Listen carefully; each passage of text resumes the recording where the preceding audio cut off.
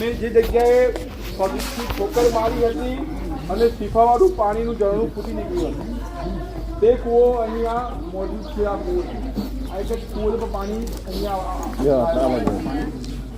અને અહીંયા આ જ અહીંયા હઝરત અય્યુબ અલૈહિસ્સલામનું ઘર હતું અને અહીંયા જે મઝાર આવેલી છે તે હઝરત બીબી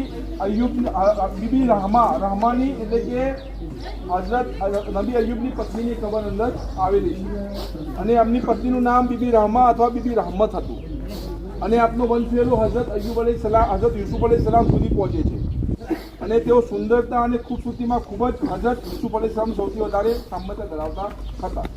આપણે જાણીએ છીએ કે યુસુફ અલૈહિસ્સલામ વધારે ખૂબ જ લોકોની અંદર ખૂબસૂરત હતા. તેમને જોનારા ભાન ભૂલી જતા હતા.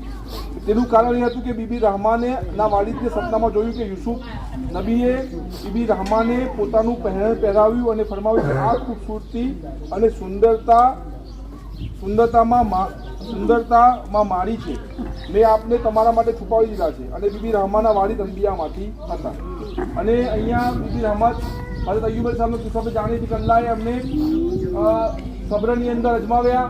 શૈતાને એવું કહ્યું કે તું આટલી બધી નહેમતો આપી તો તારો શુક્ર અદા કરી શકે, તું એમની પાસે નહેમતો છીનવી લે.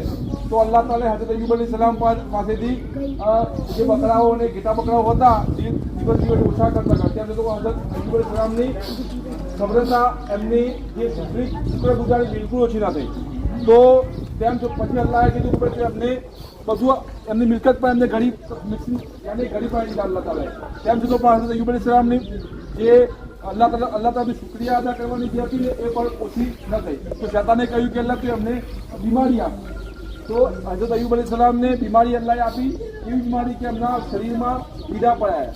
હવે કીડામાં એમને પોતાના લોકોનાથી દૂર રહેવાનું કહેવામાં આવ્યું કે એવી શરીરમાંથી એવી બદબુ આવતી હતી જેના કારણે એમને દૂર કરવામાં આવ્યા.